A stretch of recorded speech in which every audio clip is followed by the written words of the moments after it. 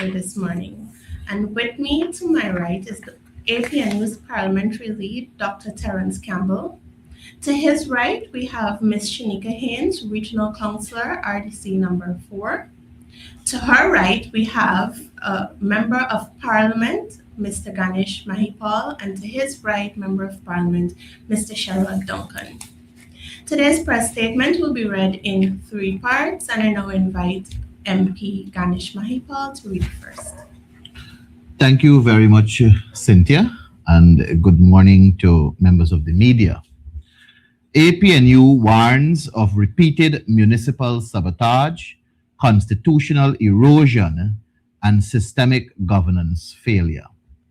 A Partnership for National Unity issues this statement as a grave and repeated caution to the People's Progressive Party civic government and as a clarion call to the citizens of Guyana to move beyond passive vigilance and towards active democratic accountability. The issues confronting Guyana today are not isolated incidents. They form deliberate and dangerous pattern of executive overreach, constitutional neglect, municipal sabotage, and reckless failure of public expenditure. With local government elections approaching, citizens must recognize that the ballot is one of the only remaining corrective instruments against a government that has abandoned restraint. Pervasive and persistent local government maligning. The ongoing saga between the mayor of Georgetown and the Minister of Local Government and Regional Development, Priya Manikchan, exemplifies the PPPC's long-standing hostility towards municipalities and other local government organs not under its political control. Despite public claims of collaboration, commitments made by the minister to the mayor and city council have been repeatedly broken. This failure is not a 2026 issue. The pattern dates back to the 1990s. The result continues to be administrative paralysis, sanitation crises, unpaid service providers, and an increasingly filthy capital city. This is a threat to public health and safety and a blemish on our tourism product. This is not governance by competence and service. It is governance by control, coercion, and calculated institutional decay. Guyanese deserve better. A filthy capital city is a public health risk and a national embarrassment, especially when tourism is being promoted as part of Guyana's diversification beyond oil. Sanitation must be addressed as a serious development obligation, not manipulated for short-term political advantage. The approach of starving opposition-controlled local government organs of state resources is an internecine practice that has been used since 1992 with the hope of giving the PPPC political advantage. It must be brought to an end. The PPPC punishes communities by paralyzing local government, then expects the same communities to reward it at election time. The Constitution provides for these local democratic organs to be autonomous and independent, and the PPPC's actions to undermine them and our democracy cannot continue. It is now the responsibility of the people of Guyana to keep an accurate scorecard on the PPPC's deliberate efforts to undermine or coerce local democratic organs for self-serving political gains. Thank you. Thank you, MP Ganesh Mahipal. I now invite MP Dr. Campbell to read the second part of the press statement. Thank you very much, Cynthia. The collapse of parliamentary neutrality. The Constitution of Guyana is explicit in its requirements for the functioning of Parliament, including the existence of key constitutional offices. Yet Guyana has been experiencing the erosion of democratic practices in the National Assembly. The inability of the National Assembly to meet and get on with the business of scrutinizing government performance, or lack of it, is undemocratic and runs against the letter and spirit of the Constitution. The non-establishment and concomitant non-functioning of the parliamentary sectoral committees are clear indications that the government is authoritarian and wants to avoid public scrutiny. When the foregoing is coupled with the government's changing of parliamentary rules to control every aspect of the Public Accounts Committee and its actions to ensure that the PAC rarely meets to scrutinize public spending, it is further evidence of the erosion of democratic practices in Guyana and a clear indication that Guyana is hurtling towards dictatorship. Speaker Manzoor Nazir's conduct raised public concern about confidence in the National Assembly. The question of his unwillingness to be a nonpartisan speaker is a loud worry we hear from the Guyanese people. Speaker Nadir is at risk of transforming the Speaker's chair from a neutral constitutional office into a partisan political shield for executive convenience, lawlessness, and abuse.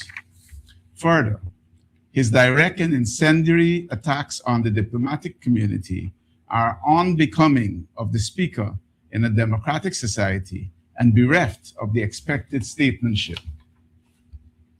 Parliamentary opposition. Fragmentation empowers executive overreach. APNU reaffirms its commitment to unity, reform, and the rule of law as guided by its mandate from supporters and Guyanese best interests. Today, the opposition landscape has changed. We therefore need to approach this new parliament cognizant of the new parliamentary landscape at a time when unity is most required. APNU makes no apology for its record, its reforms, or its history. The coalition's legacy, institutional experience, and commitment to the rule of law remain indispensable to Guyana's democratic survival. With our credibility and experience, we will help make the opposition succeed in the 13th Parliament. The 2026 budget. APNU anticipates that the 2026 budget will be the largest in dollar value in Guyana's history. Size, however, is not substance. This budget is shaping up to be a public relations spectacle rather than a set of monetary and fiscal policies that will benefit the average Guyanese. It is likely to be another one in which there will be focus on infrastructure to put money into the hands of the PPP elite, family, friends, and favorites. Again, it will be heavy on promises, light on implementation, and structurally indifferent to the plight of the most vulnerable Guyanese. Thank you. Thank you, Dr. Campbell. I now invite MP Duncan to read the third and final part of today's press statement. Thank you very much. I want to pick up on the note where Dr. Campbell left off of public relations spectacle. Because when we engage housing in this country, that is what one gets a sense we're seeing. It's a public relations spectacle. The government has perfected the art of ceremonial launches, and delivery has been abandoned. This is what we keep seeing across the country, especially where infrastructure and infrastructural projects, they tell this very, very consistent story of incompetence, underperformance, and neglect. Housing developments we've seen have barely delivered a fraction on the promised titles and homes. Nationally, we've seen infrastructural works celebrated, but these are infrastructural works, especially in the housing sector, which have seriously underperformed. Just a few days ago, I had the privilege of being in Region 9. In particular, we were taking a look at track CPHA. This is in Letem. And this has to be recorded as a tremendous failure, where there were 650 allocations that were issued, but only 81 titles. A title says you have ownership. A title enables you to go to a financial institution. It means that only 12% of the persons who are given allocations in Region 9, in this particular area, can go to a financial institution. And you can go on from there. We looked at areas in St. Ignatius. We looked at areas in New Culver City, and it's the same story that replicates itself over and over again. And now another housing project, like I said, we looked at in Letem is the one that is attached to the Letem Housing Support Program. It is also failing, where we see 78 of another 600 homes that were delivered. While the residents are grateful for homes like any Guyanese would, these houses are very, very small. And of this 78, this represents 13% of houses that were allocated in this particular housing scheme. And we note also that housing in Guyana is struggling, this across the board. Even house lot allocations, there is a significant backlog. There are more people waiting on an allocation than those who have an allocation. Again, this is against the backdrop of this being the fastest growing economy, biggest GDP per capita, high income country. This is not trickling down to the average Guyanese, especially those in the hinterland. And unless there is a significant reallocation of resources to benefit the people of Guyana, a rethinking of governance, and a very, very large section of our population will continue to live in poverty. And this, while the people of Guyana will have to pay the large public debt that this government is creating, the people are not benefiting. And I want to repeat that these are issues we're seeing replicating themselves in all aspects, in all areas of this country. Nonpareil, for instance, on the East Coast, we did some work there. It's the same thing. The sequencing of the servicing of these lots, no lights, no water, no proper roads, no proper drainage, security is poor. LP Enterprise, the same pattern we see all the time.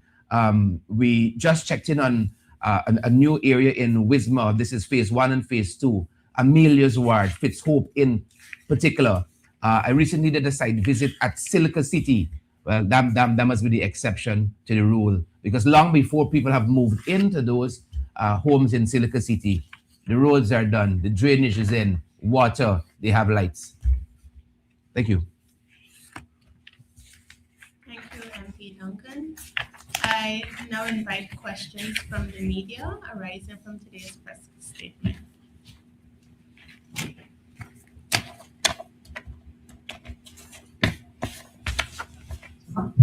Good morning, Adam Harris. For Mr. Maipal, first of all. Sir, you talk about the relationship between the minister and the Georgetown municipality. And you said that it dates back to the 90s. But would you say that the municipality itself has encouraged such behavior, especially since the mayor is the quote-unquote king of the city, and yet the government proceeded to arrest him in his own constituency, and there was little or no reaction? Thank you, Adam. First of all, the mayor does not have executive authority in the city.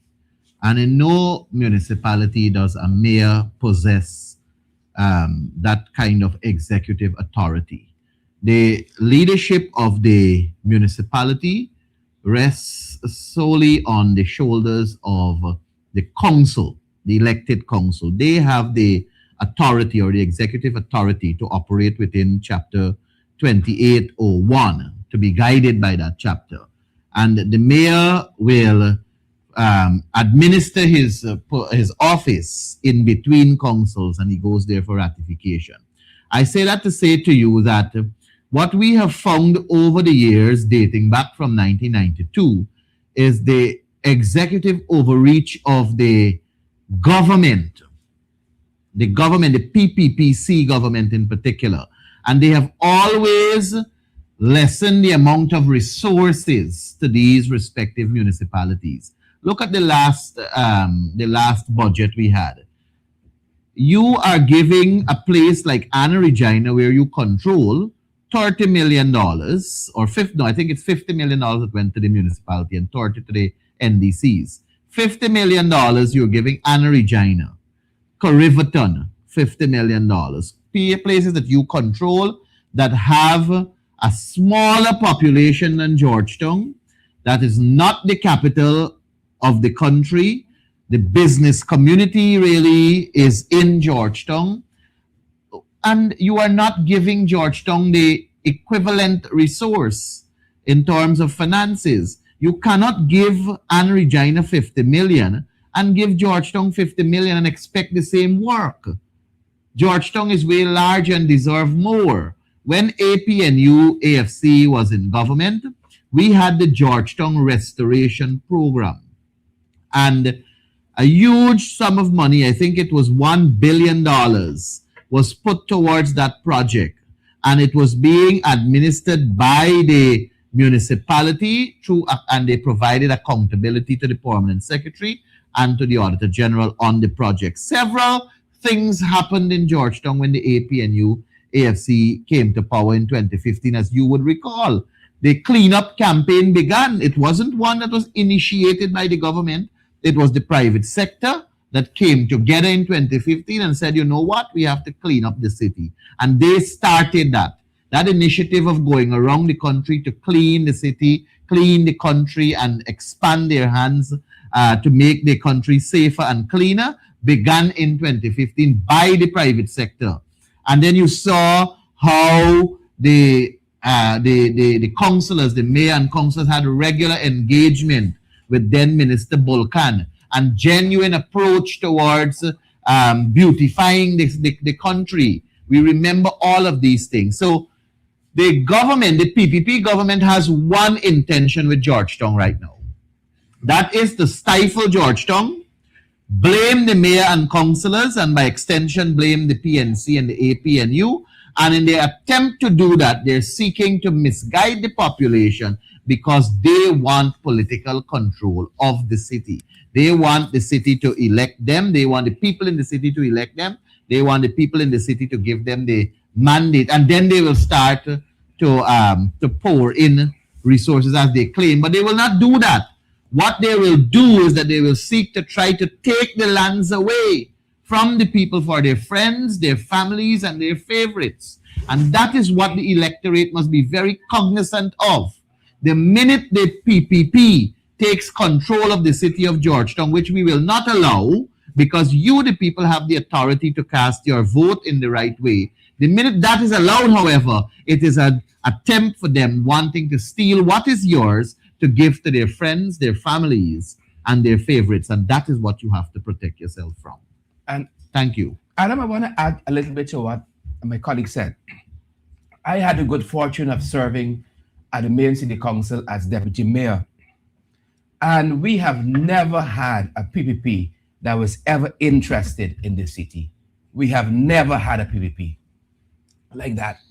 I was at the city council when you had the ministry then of not public works, infrastructure, that brought a plan of beautifying this city with a boardwalk stretching from Saybrook Market at the back right down to Kingston. The PPP never liked those plans. We had, again, in the central government, a plan for improved mobility, consultations with City Hall and the private sector, whether we wanted to keep the bus park at Saybrook Market where it was, whether we wanted new bus parks. There was a study that was done, is whether it was under the Pakistani expert Akbar, suggesting that there was a large population moving from south to the east coast, and whether you wanted a direct bus route from south to the east coast. And that is why in those plans you had roads running at the back of Ogle. That was since then, that was nothing new. You had a central government in the APNU AFC then who wanted to work with local government and understood the meaning of local democracy. By this time in 2015, 2020, I'm almost certain President Granger had frontally engaged City Hall almost twice, addressing City Hall directly. Ganesh will tell you of the increase in subvention for the very first time under that government in a long time for local democracy. And we saw a hand in glove almost, but we did not have administration in APNU AFC that allowed lawlessness. And the parking meter was one of those things. Thanks to Chase Green, who wanted to bring that yoke on the necks of the people of Georgetown. And you saw a central government that was responsive, reviewing that contract and ultimately bringing it to an end.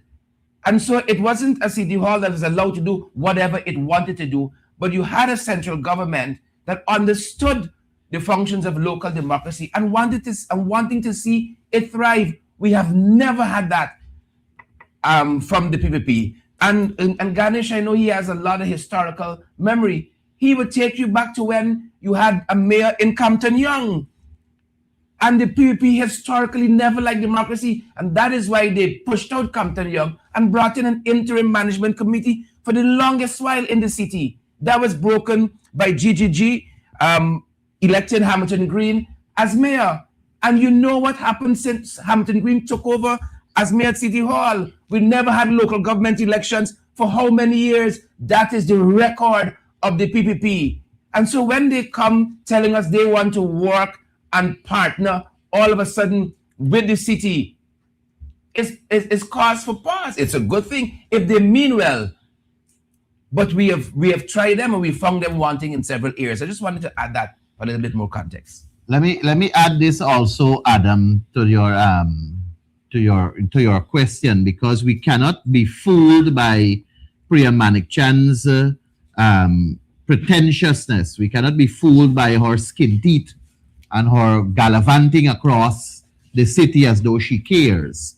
In 2025, Adam, we in the National Assembly, we approved a sum of $2.7 billion. $2.7 billion in 2025 to advance the beauty and the aesthetics of the city, and included in that sum $200 million for the rehabilitation of Stabrook Market. 200 million of taxpayers' money from central government for the Stabrook Market. I want to know if that thing that she built out there that is causing, that has caused many of the vendors to be displaced, if that was worth 200 million. Because I didn't see anything else happen at Stabrook Market area. 200 million was for that. It included 75 million for the construction of green space at Merriman's Mall. I don't think anybody can agree that $75 million was spent there. It included 100 million for the rehabilitation of the La Penitence Municipal Market. That's by All Boys Town. You can go and check it out yourself. Tell me if you think $100 million was spent there. 50 million for the rehabilitation of the East Rumvelt Market. 260 million for phase 1 construction of Border Green, which had to begin with a $40 million for design and supervision consultancy of the Border Green project. These are billions of dollars we're talking about. The remainder was to deal with drainage work across the city. Billions of dollars. Have we seen that money spent in 2025 on these projects? That is what Priya Manikchand should answer. That is what she should speak to. But you're not hearing from her about the huge sums of monies that were put in the budget 2025 for the purpose of benefiting the people. But we will know if it was spent on election. Time will tell. Adam, if I should just jump in as well, it would be hard for me to add to what has already been said. But I just wanted to point out that the population in the city of Georgetown has gone up considerably since the time of the APNU AFC government. And this means that the resources required to deal with cleaning the city, garbage collection, and so on, would have increased. But yet the city council is stifled with inadequate resources. The 500 and 600 million a year will not do for effective garbage disposal. And as they try to bring in money, there's substantial amounts of money that are owed, including about $6 billion by the central government itself, that is stifling the city of financial resources. And as they try to raise money, they're prevented from even offering an amnesty, which in the past has been shown to increase cash flows to the city. Lastly, let me say that this government, this PPPC government, is the same PPC government of Kelewin Lal, who had said he would love to see a health crisis in Georgetown. We have serious drainage problems in Georgetown.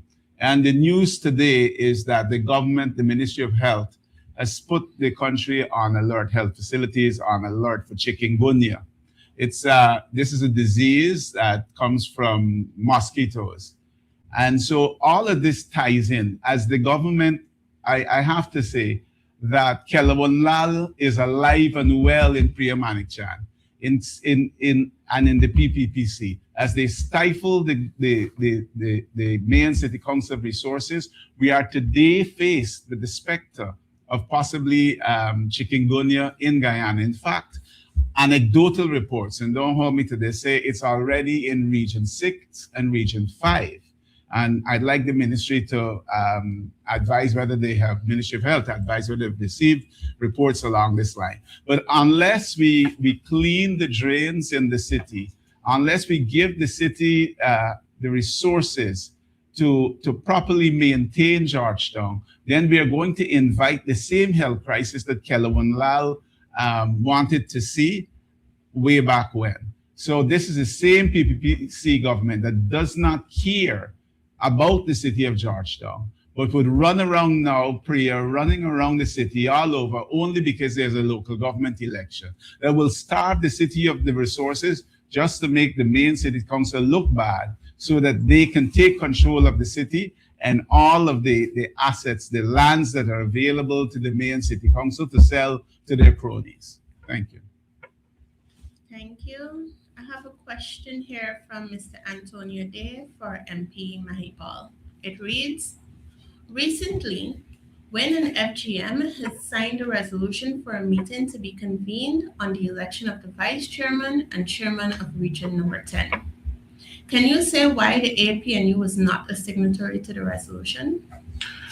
Well, I don't know if the APNU was invited to be a part of the resolution. I don't know if this is an agreement that WIN and FGM has been talking about before, but I can tell you that the APNU has made several attempts to speak with WIN in terms of parliamentary agreement, in terms of even the Region 10 matter, which was also an agenda item on the discussion that we're supposed to have.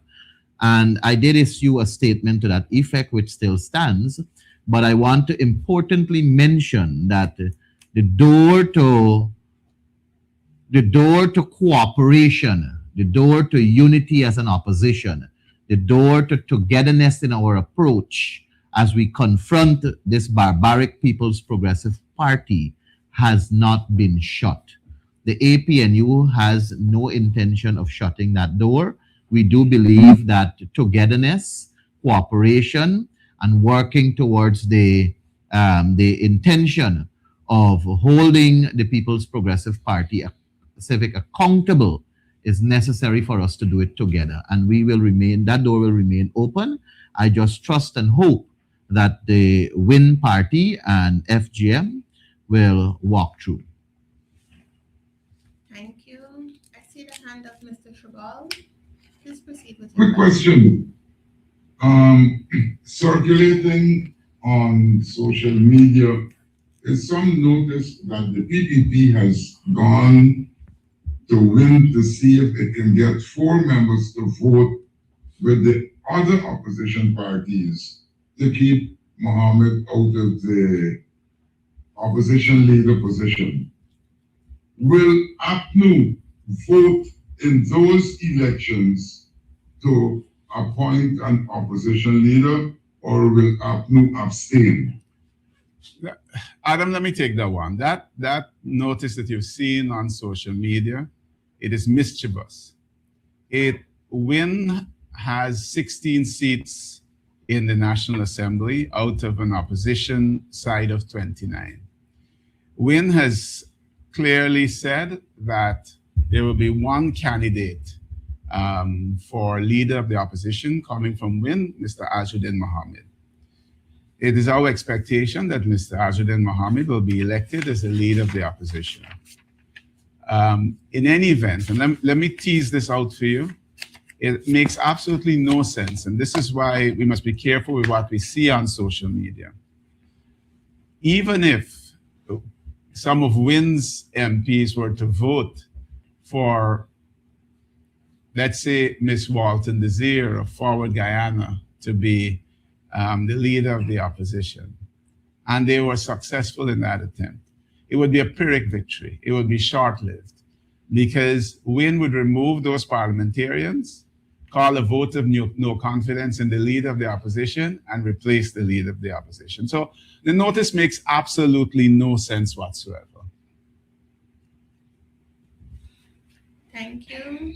I see the hand of Mr. Shabal. Could you please proceed with your question? Yes, good morning, everyone. Actually, my question is the one that Adam asked, but I don't think that part of the question was answered. That is, will APNU abstain or actually vote in the elections on Monday? The APNU has a position on this, and you will see that position on Monday. Let me touch on something that's perhaps far more important for you, Dennis. It is my understanding that the Speaker of the National Assembly, in keeping with his current practices or current trend, has decided that only NCN will be present for the election of the leader of the opposition. I believe that if NCN should be present, all media houses should be present. And at this point, I want to, if the reports are true, to actually condemn that very partisan decision. But Dr. Campbell, why are you shying away from saying whether you will vote or abstain next Monday? Because there will be no need for a vote. There will be one nominee who will be declared the leader of the opposition, Dennis. One nominee. The APNU has no intention of putting up a candidate for the position of leader of the opposition, and it would be futile for Forward Guyana to do so. There will be one nominee for leader of the opposition, and it's our expectation that that person will be declared leader. There will be no need for a vote. Mr. Shabal, But Dennis, before you go, question very quickly. before you go, Divina, Dennis, I want you to also bear in mind that today is Friday. And in politics, a second is a very long time. So several things can happen between today and Monday. So what my colleague, Member of Parliament and lead parliamentarian for APNU is saying is that we're not shying away, but there are possibilities that things can happen that is very much beyond us too, because we don't know what necessarily is happening in the People's Progressive Party and what they're doing, because I can't fathom in my head how the speaker can be making such pronouncements that he's making, mind you. And then we also heard from the Attorney General and Minister of Legal Affairs and his postulations. But I think I need to elaborate some more with what my colleague Terence said. The fact of the matter is that the representative of the list for Win is Azruddin Mohammed. He extracted his 16 MPs. The representative of the list for the APNU is Mr. Aubrey Norton, and he extracted his 12 MPs. And the fact of the matter is that at the end of the day, the recall legislation is still in play. And once 1/3 of the opposition MPs, which 1/3 of 29 is what, 9 point something, let's say 10 members, express a no confidence, the process goes over and over. So I believe, and I believe my colleagues also would agree with me, that this is an issue that is really us making a mountain out of a molehill. What we should concern ourselves about on Monday is the measures. How much will we see increase in old age pension? Will we see it going to $100,000? Will we see income tax threshold being increased? Will we see significant salary increases to cope with the cost of living that is before us? Is what is going on right now a distraction from a budget that will not benefit the people of this country? We want to see on Monday a budget that will benefit the ordinary, the hardworking, the tax-paying Guyanese. We want to see the burden of cost of living being eased, and it requires us to focus our attention on that and not be distracted by something I consider to be very minuscule. Could you allow me to follow up with my former Dr. Campbell? I know you're talking about the numbers being there in favor of Mr. Mohammed, but in light of the legal troubles that face Mr. Mohammed, why would your party want to actually even facilitate the vote or ask, I don't know, ask for a division so it is recorded that in light of his legal troubles, you're actually abstaining, notwithstanding the fact that he will go ahead and become the leader of the opposition based on his own numbers? Dennis, let me go over what I said. There will be one nominee. The Win Party has enough members to support that nominee. With I that, understand that, Mr. Dr. Campbell. right, with that one nominee, the person will be declared leader of the opposition. It is not in the interest of opposition collaboration for us to take any other stance on the issue. Thank you. Mr. Shabal, your hand is still up. Do you have a follow-up Davina question? wanted to ask something. Okay. Kaitra News. I think Davina Bagot was coming in. Davina, do you have a question? Please proceed.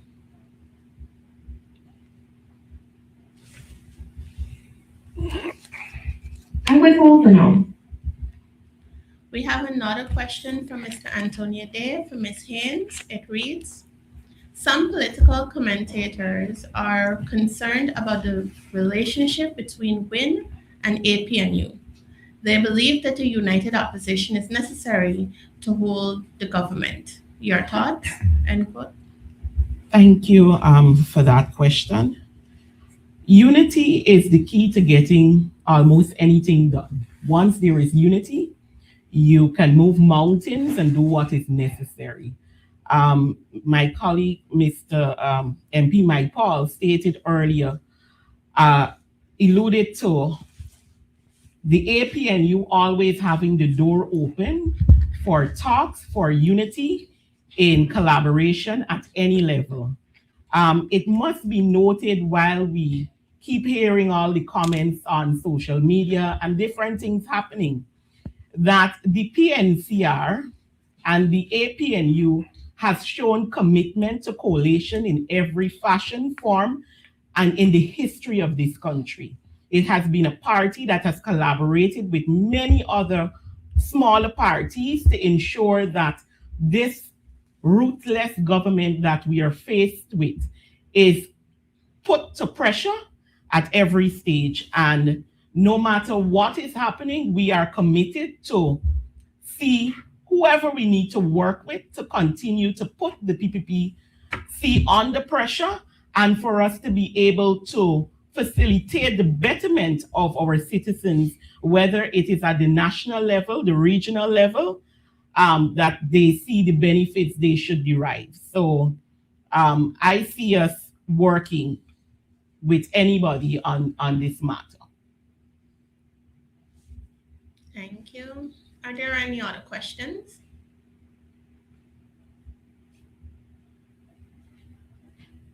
Proceed, Mr. Harris.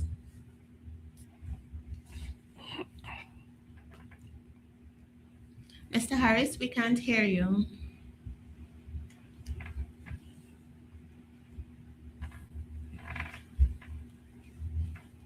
Are there any other questions?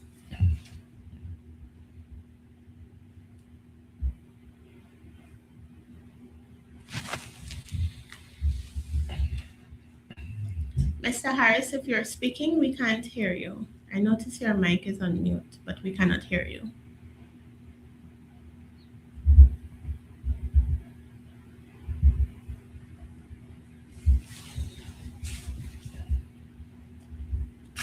Adam, I think we can see you attempting to speak, but we're not getting any volume at this end. Oh, it seems like we have some technical difficulties. Other persons are hearing Mr. Harris. Mr. Harris, please hold as we try to rectify that. Mr. Harris, please proceed. Can you hear me now? Thank you. Loud and clear. All right. I have a question based on what Mr. Nadir said.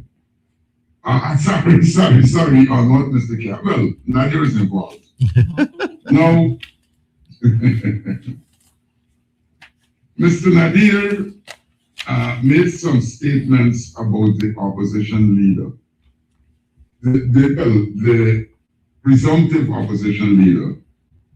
My question is, does he have the authority to make such statements, bearing in mind that the election of the opposition leader is none of his concern?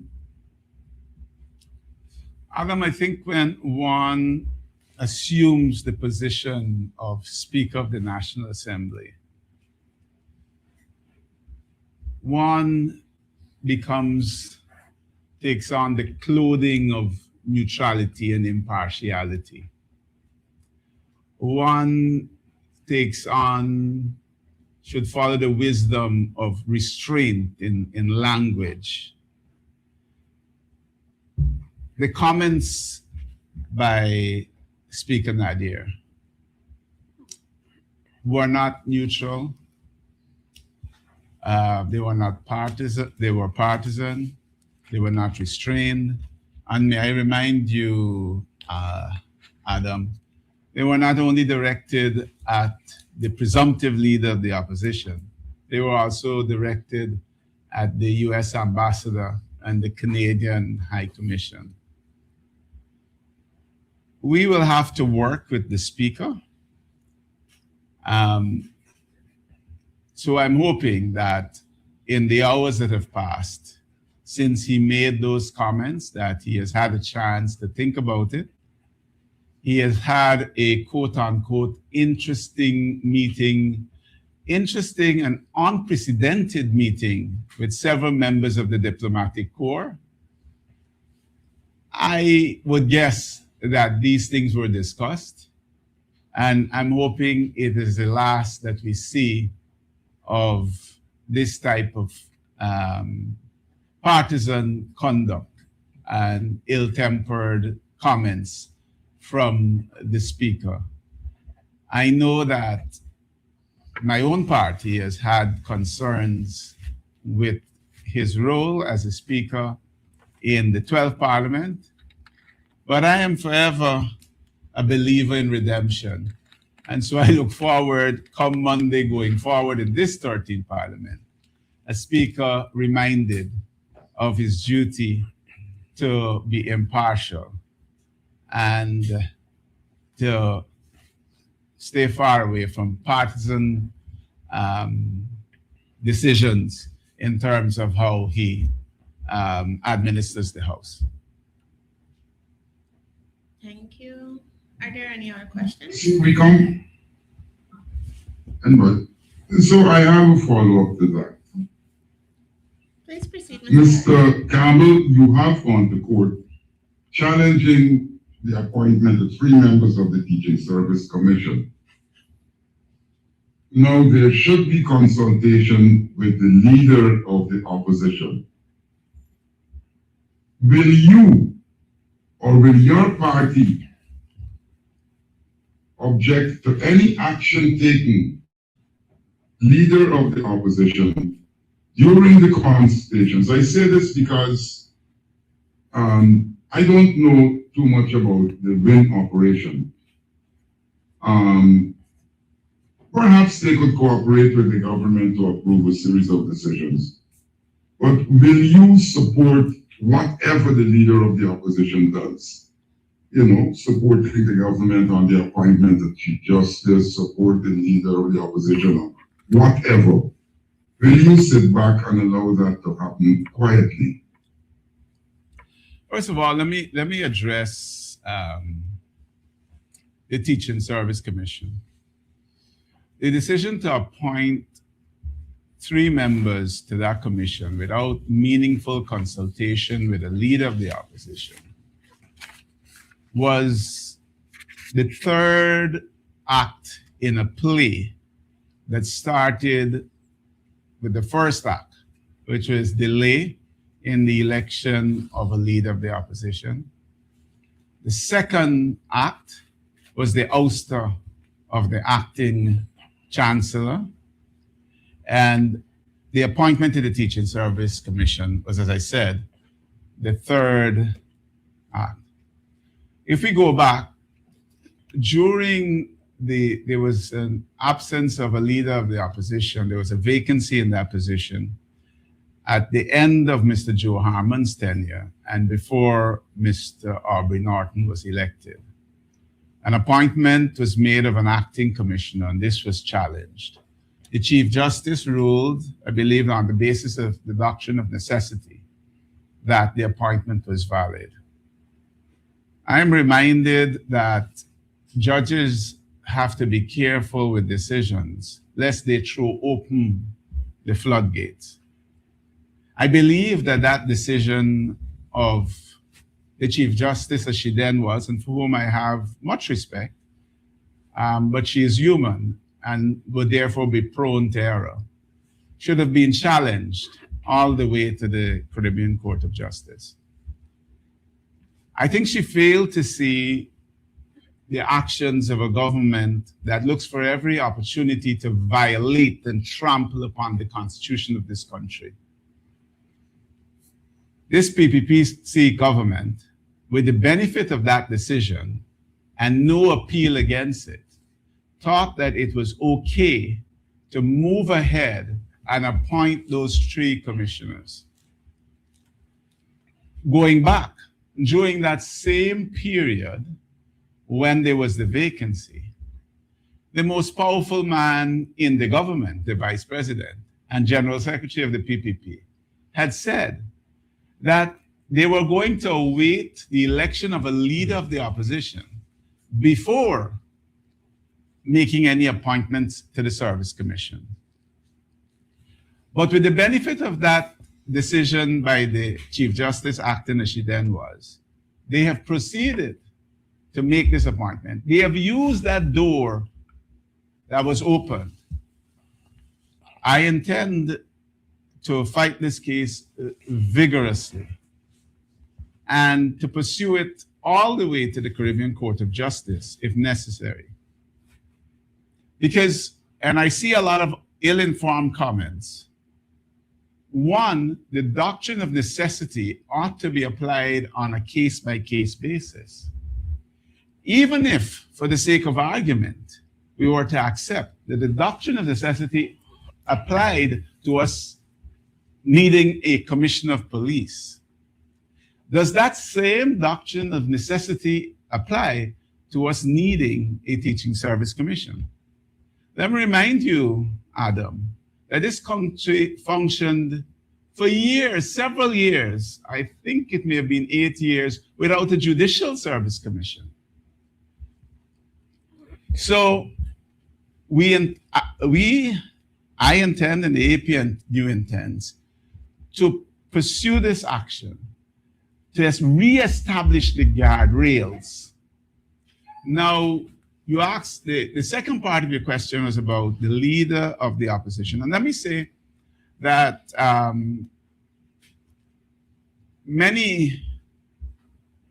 Mr. Antonio Day asked my colleague, Ms. Haynes, about opposition unity. Opposition unity is not something we must look for in form, we must look for it in substance. And our action to take the appointments of the 3 TSC commissioners without meaningful consultation with the leader of the opposition, when the presumptive leader of the opposition is Mr. Azzuddin Mohammed from the WIN party, is the most substantial piece of evidence of any political party, any parliamentary party at this point, be it the APNU, be it WIN or parliamentary opposition party, the APNU, WIN or Forward Guyana, has taken to date since the election in September. Now, regarding appointments by the leader of the opposition, I can only say, continuing in this line of opposition unity, that where appointments are required, be it the Chancellor, the Chief Justice, the Commissioner of Police, Public Procurement Commissioners, that in keeping with that call that opposition supporters are making for unity, that the leader of our opposition will not take it upon himself to do as the president did, that he will consult with the wider opposition and share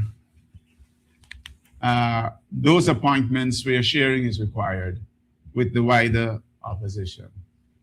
I became aware that perhaps there was not enough knowledge 4 months after the election about the composition of parliamentary committees. Not a deep dive, a shallow dive, not even a dive, just a toe in the water would have let anyone know that the parliamentary committees are settled on the basis of proportionality. I look forward. This is the way it has been set up under the standing orders. And I look forward to appointments being made that will be necessary for where opposition representatives must take up their place. I suggest and look forward to the application of a similar formula of proportionality. So very clearly, where the leader of the opposition is required to make serious appointments, if the APNU are in that position, we would consult with the other opposition parties and get their feedback. And we expect that the leader of the opposition will consult with us and we will provide our feedback and our guidance in relation to any appointments or decisions that have to be made. Thanks. Thank you. Ms. Davina, please proceed with your question.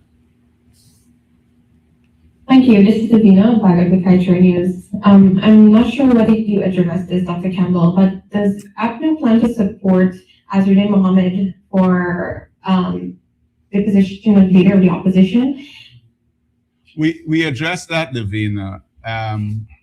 We expect that on Monday at 10 o'clock, a very short meeting.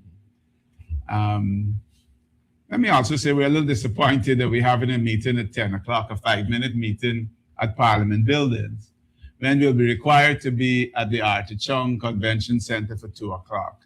This meeting could have been called for 1:15 or 1:30 and be dispensed with in all of about 5 minutes. We expect that there will be one nominee for the position of leader of the opposition. The APNU has no intention of challenging for that position. That nominee will then, we expect, to be declared the leader of the opposition. Thank you. No, so what I was asking is if you are likely to vote in favor of Azadin Mohammed. There will be no need for a vote. There will be one nominee who will be declared the leader of the opposition. If we opposed him, we would have I certainly may have put up Mr. Mahi Paul. He's quite competent to be a leader of the opposition, but we will not oppose Mr. Azadin Mohammed to be leader of the opposition. There will be no need for a vote. We expect a declaration to be made shortly thereafter, within 5 minutes, that Mr. Azadin Mohammed has been elected leader of the opposition. And in a return to civility, sometimes often missing in the House, I'm hoping that I will be first to offer him congratulations on his appointment. Thank you. Thank you. And in light of the situation in Venezuela, oil prices are likely to drop to about $50 per barrel. I'm sure you saw those reports. Does the party have any advice to government or concerns regarding contracting further loans to finance this year's budget in such an environment? Good question, Davina. One, I know that you are an experienced journalist, but I have concerns with your question because it says, at least a part of it, and I'm not being contradictory, saying a good question, and yet I'm criticizing a part. You said, does the party plan to offer advice to the government? Davina, the PPP government does not take advice from anybody. We have been speaking to them about the way they are spending the money from the Natural Resource Fund. You would have noted, I think, that revenues from oil were actually, I think, $83 million less. Flat to $83 million less, I believe. I haven't looked at the final year-end figures, but I saw some article that perhaps quoted a figure of 83 million. Between 2024 and 2025, this is notwithstanding the fact that there was an FPSO, an additional FPSO that came on stream late in 2025, and notwithstanding the fact that several of the FPSOs are producing above the level that they were originally designed to produce. This alone should tell us that we have some problems. If we are to fall from the 60s down to $50, it means we'll be earning much less revenue. And the government would be wise, as you have suggested, to reduce borrowings. There will be challenging times ahead. And this is entirely the wrong government, a profligate government for us to have, at a time when the road ahead, the economic road ahead, especially energy, looks challenging. We are already in a situation where we are an oil-dependent economy. So many of the other sectors, even the government is giving up on sugar these days. So many of the other sectors are experiencing difficulty. Rice farmers need help and support. We have been under declarations in gold, and I want to point out that under great pressure from us on the APNU side, the government is now seeking to look at gold smuggling. I think only because they too recognize the fact that oil is not going to deliver because of pricing in the way that they had expected. So I will know if the Honorable Minister of Finance or the Honorable Minister of Finance within the Office of the Presidency, where he seeks legal protection, which is why he stands within the Office of the Presidency. if he comes to the assembly and he opens up about the largest budget ever, I know that that this again is continuing on the path, the reckless path that they've gone before, and he's not taking note, he's not cognizant of the effects of lower oil prices on Guyana's economy and the budget. And in this, let me deal with one section that in this scenario, borrowings should be restrained. We should not be looking in this scenario to be driving up our debt load. Thank you. Mr. Just to Shubar? follow up to that question, I understand that you're suggesting that we reduce this year's budget. But what are some areas that you believe we should look at specifically in terms of reduced spending, careful monitoring of the different areas and so on? I did not suggest a reduced budget at all. Neither did I suggest an increased budget. I am suggesting caution in the budget.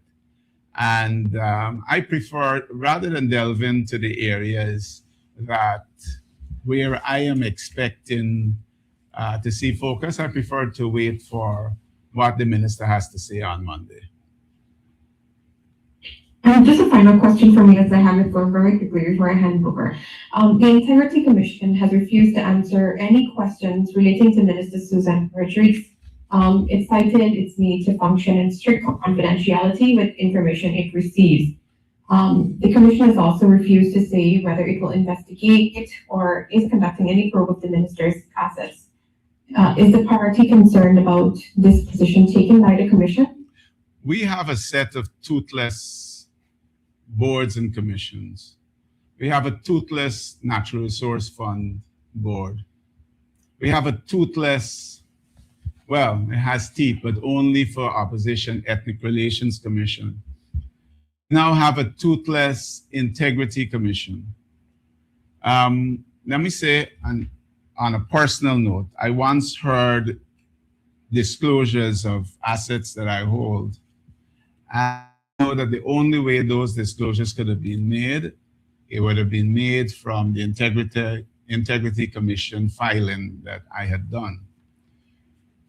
We have a problem, and the problem, to address it, the PPP captures each one of these constitutional agencies with their appointments to the executive in each one of these agencies and their appointments to the board. I am actually taking a look at the Integrity Commission acts of Guyana, Barbados, and Trinidad. Within recent time, we've seen Prime Minister Andrew Holness in a back and forth with the Integrity Commission in Jamaica. Part of the reason for that, Davina, is that that act requires that the Integrity Commission publish a summary of the declaration of the Prime Minister and the leader of the opposition. When such a summary is published, it then moves beyond the Integrity Commission, and I'm not saying that the Integrity Commission does not need to investigate. In fact, the Integrity Commission of Guyana should have issued a statement saying, we have noted allegations in the public domain. We take our job seriously, and we will be investigating these allegations. That's what they should be saying. They should not be refusing to comment. But I believe that in Guyana, we should pursue amendments to the act that, and I believe corruption to be much higher in Guyana than in Jamaica, where senior public officials, a summary of the declaration must be put into the public domain. And that then would not leave it to the Integrity Commission or the police, toothless as well when it comes to government ministers. But members of the press can then follow up and investigate, and even civil society can follow up and investigate those declarations. So I believe the answer to the problems that you've identified with the Integrity Commission, and they have failed, let me say they have failed because they should be investigating. They should be reassuring the public that they are performing their constitutional duty. But the answer really is a tightening up of the Integrity Commission Act so that public summaries of declarations should be available. Thank you. Mr. Shabral, please proceed with your question. Yes, Dr. Campbell, will the collaboration between APNU and WIN be limited to the appointment, the constitutional appointments? Short answer. The APNU will collaborate with all opposition parties in the national interest. So that goes much broader than just constitutional appointments. And given that position you've taken, Mr. Campbell, how do you justify that, given the fact you want to separate yourselves and your party from in the eyes of the electorate from that of WIN, which has the number of integrity issues hanging over its leader? How do you differentiate yourself in the public domain and become a better selling point, so to speak, to the electorate? Dennis, an opposition party, especially in a country like Guyana, should not oppose just for for opposition's sake.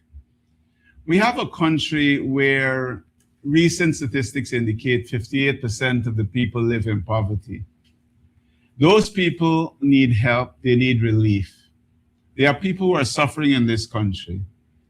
There are so many issues that are out there. I was in Agricola yesterday and I was hearing about brown water coming through the tap, something that we've heard straight across this country. In Agricola again yesterday, I heard of flooding taking place because the coca has not been desilted. So any party, any political party that is serious about governance and about delivering for the people of the country ought to cooperate in the national interest, even as it seeks to expand its influence.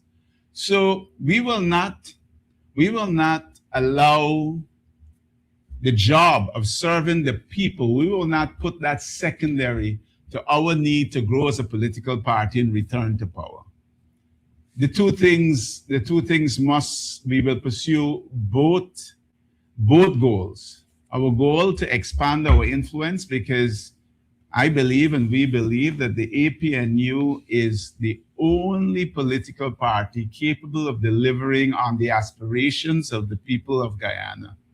But we will work with all other parties until such time as we're in government to advance the national interest. And WIN is the people have voted. WIN is in the National Assembly with 16 seats. And so we don't have a choice but to cooperate with them in the national interest. This is what the voters and Guyanese citizens expect. Thank you. If there are any other questions, I'll allow. Yeah, one quick one. Yes, Mr. Harris, the final question. Sorry. Mr. Campbell, you talked about taking some of these legal challenges all the way to the CCJ. Are you doing so in your personal capacity, or are you operating on behalf of PNC APNU, because the financial cost is there? That's a money question you're asking, Adam. I am the plaintiff in these matters. And I am convinced that I have the support of my party as I pursue these matters. But whatever the financial cost, we will take it all the way to the CCJ, because it is important that we have a definitive ruling on this matter of consultation and the doctrine of necessity.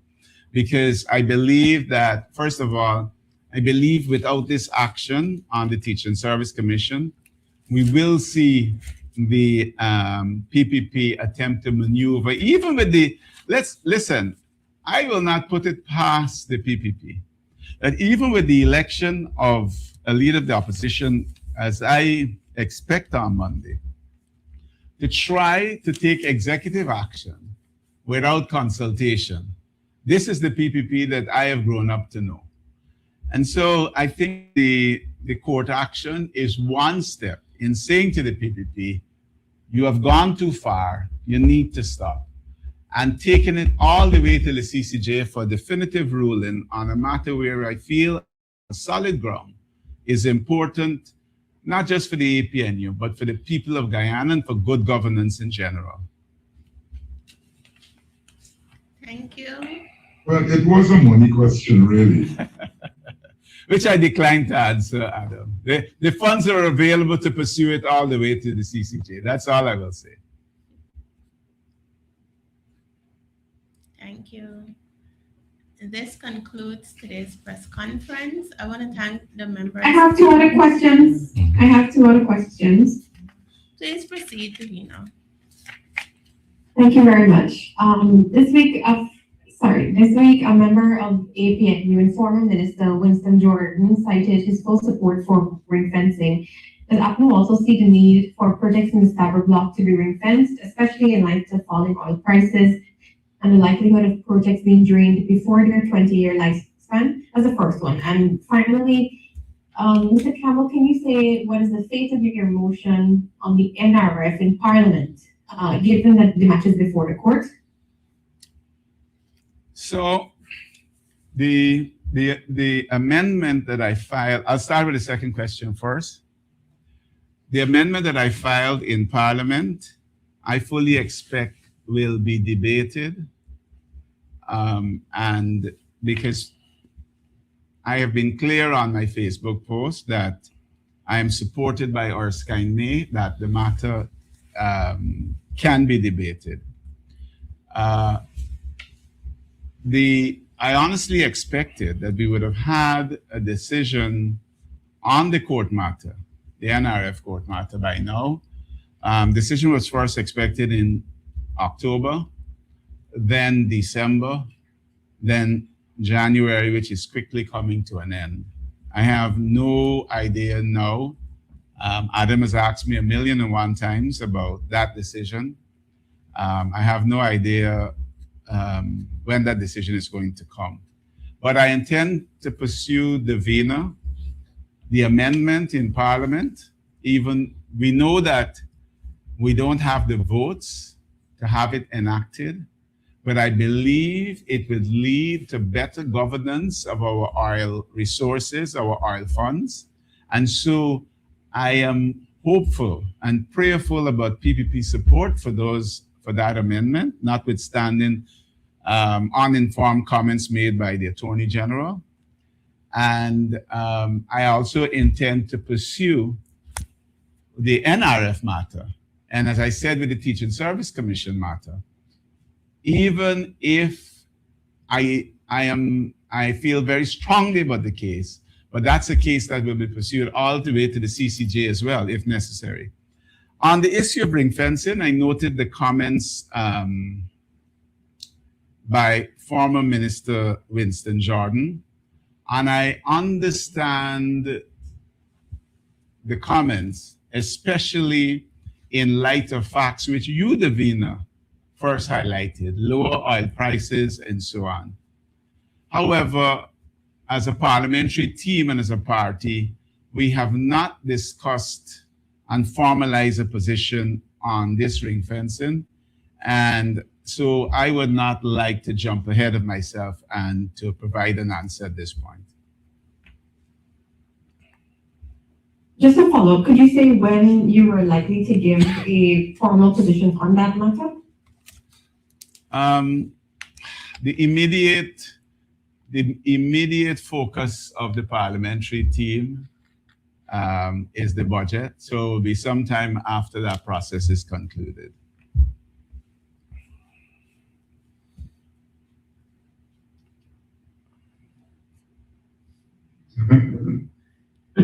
Do you get the impression, sir, that the judiciary is such that when there is a decision against the government, such decisions are delayed? I say this because Prodigy got a High Court decision in 2023 in relation to, I think, the Mochalands or something aside. And that decision has not been handed down. Now there is the decision in your case, and that has not been handed down. Do you think that the judiciary is trying to avoid having to pronounce on a ruling that could be against the government? Adam, I will not answer the question directly at this point because a ruling is pending on the matter. A ruling, I believe, is imminent on the matter, and I don't want to prejudice that ruling with any comments. We know that the government itself often, when rulings go against them and so on, make ill-informed comments about the judiciary, and I don't want to answer that question directly. But let me say that I believe in general, the government, through its choices on the Judicial Service Commission and its appointments, has been seeking to undermine the independence of the judiciary. And the prime example of this was the way the former acting chancellor was treated. I have become aware, and I am throwing this out there, and I'd like the media to follow up on it. I intend to write a letter in short order that the AG had announced that letters of appointment had been issued to acting judges. I believe the three, I know two, but I believe the third was Sandil Kisuma. I could be wrong. Damon Young, Gino Prasad, and I believe it was Sandil Kisum. I could be wrong. That their instruments of appointment had been signed by the president. But I am advised that notwithstanding his public utterance, that to date, those instruments of appointment have not been given to the judges. If this information is true, and I'm raising it here publicly, if this information is true, it would point yet again to another attempt by this government to undermine the independence of the judiciary. I intend to write a letter to the press and to question the Attorney General, not whether it has been signed, because they can always sign and backdate it, but whether those judges have received those instruments of appointment. Let me add, Adam, to that question too, and say that you would recall the Chancellor of the Judiciary acting, making a call, I think it was on the 14th of January 2026, for financial and administrative autonomy, clearly indicating that the constitutional agencies in this country do not enjoy administrative and financial autonomy. And that can be verified by way of when you look at the budgetary allocation. Oftentimes these agencies request monies to facilitate various programs and projects to enhance their functioning, and it is not granted. I can lean to the Parliament right now and say to you that usually there would be a training session for new members of Parliament.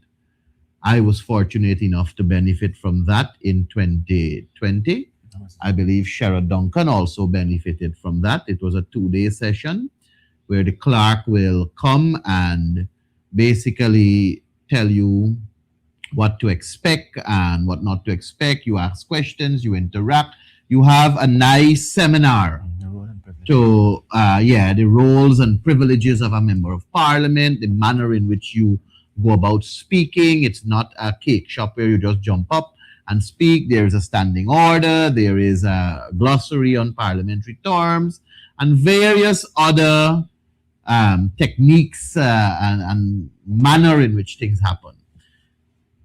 To date, that training session has not been held for this 13th Parliament. Sadly, my colleague Terence Campbell has not benefited from such, and several other new MPs.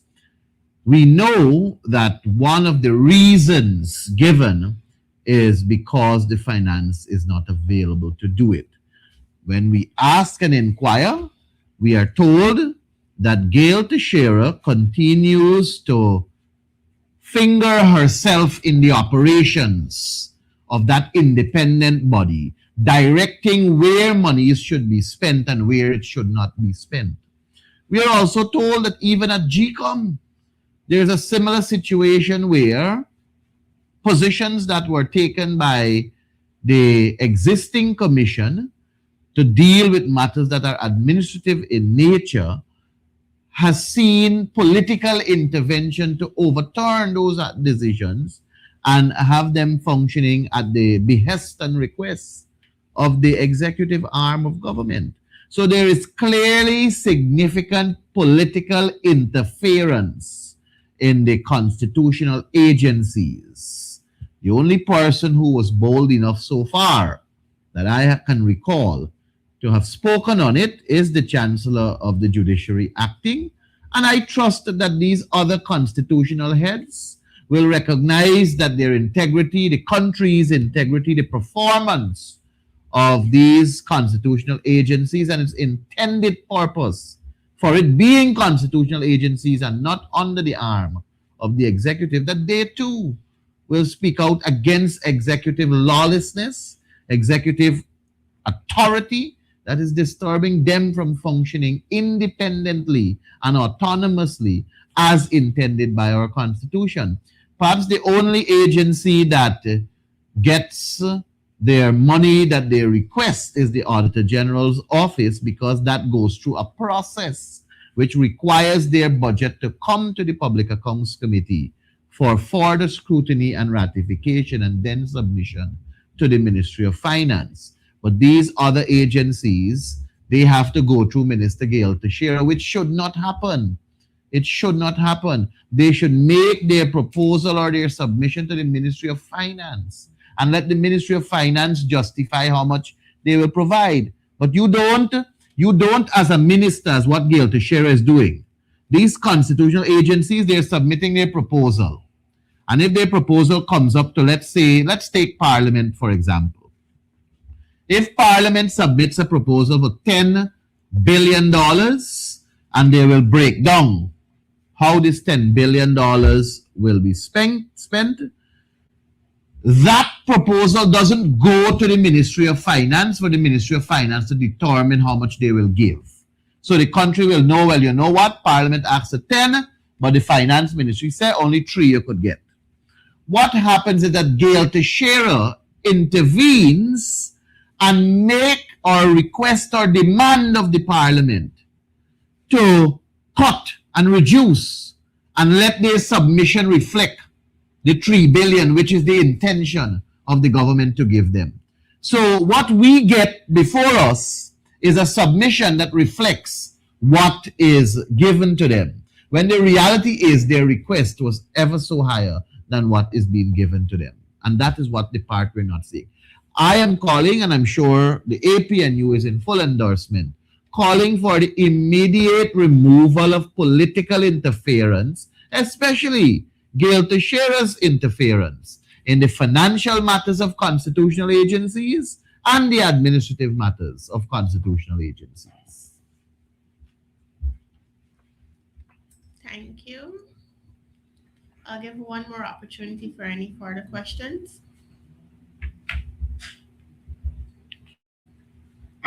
I'm good for now. I'm good for now. Thank you, Mr. Harris. That concludes a second time, I believe, today's press conference. I want to thank the members of the media for their participation, and I want to thank you viewers for tuning in. Do have an enjoyable weekend.